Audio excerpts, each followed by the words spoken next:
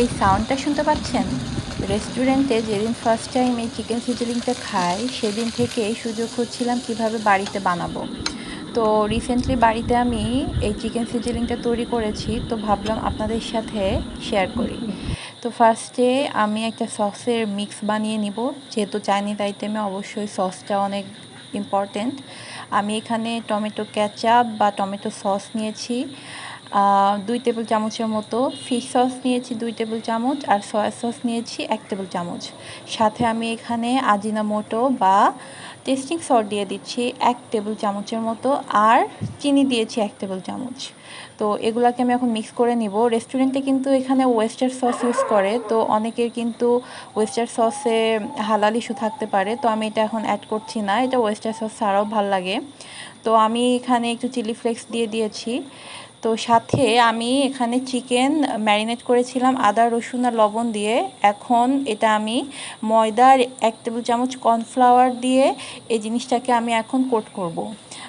যেহেতু আমরা কিন্তু রেস্টুরেন্টে খাই যখন, তখন কিন্তু এটা একটু অনেকটা ক্রিস্পি টাইপের থাকে, ক্রিস্পিনেসের জন্য কিন্তু আমি এখানে কর্নফ্লাওয়ার ইউজ করেছি। এখন ভালো করে কড়াই গরম করে তেলে আমি এটা ভেজে নেব। আর এই ভাজা বেশি টাইম লাগবে না, একটু ব্রাউন কালার হয়ে আসলে কিন্তু আমি এটা নামিয়ে নিতে পারবো। জাস্ট 3-4 মিনিট একটু ভেজে নিলেই চিকেনটা কিন্তু হয়ে যাবে। তো তারপর আমি তুলে নিচ্ছি বাটিতে, একটা সাইড করে রেখে ওই একই প্যানে আমি এখন বাটার দিয়ে দিচ্ছি 1 টেবিল চামচ, আর গার্লিক দিয়ে দিচ্ছি। সাথে আমি এখানে একটু মোটা মোটা করে কাটা পেঁয়াজ কুচি দিয়ে দিচ্ছি, আর ক্যাপসিকাম আর গাজর দিয়ে দিচ্ছি। ভেজিটেবলটা আপনারা কম বেশি করে নিতে পারেন, এটা আপনাদের প্রেফারেন্স। তো আমি ভেজিটেবলটা একটু সটে করে নিব। তারপরে যে সসের মিক্সটা বানিয়েছিলাম সেই সসের মিক্সটা কিন্তু আমি এটার সাথে অ্যাড করে দিব। এখন জাস্ট মিক্স করার পালা, আর কিছুই করতে হবে না। তারপরে আমি এখানে একটা চিকেন স্টক বানিয়েছি, চিকেন স্টকটা আমি এখানে অ্যাড করব। চিকেন স্টক জাস্ট কিছুই না, জাস্ট আদা রসুন দিয়ে আমি চিকেনের কিছু কিছু অংশ বা চিকেন ব্রেস্ট পিস সিদ্ধ করে নিয়েছি। আপনারা চাইলে নাও দিতে পারেন, জাস্ট নর্মাল পানি দিয়েও একটা গ্রেভি বানাইতে পারেন, কোনো সমস্যা নাই।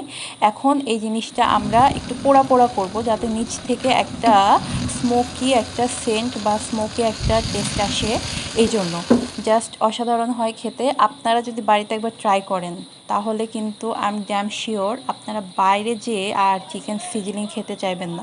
আমি এটা সার্ভ করেছিলাম আমার নিজের হাতে তৈরি ফ্রাইড রাইস আর চাইনিজ ভেজিটেবল দিয়ে, জাস্ট অসাধারণ হয় খেতে। আপনারা একবার বাড়িতে ট্রাই করে দেখবেন।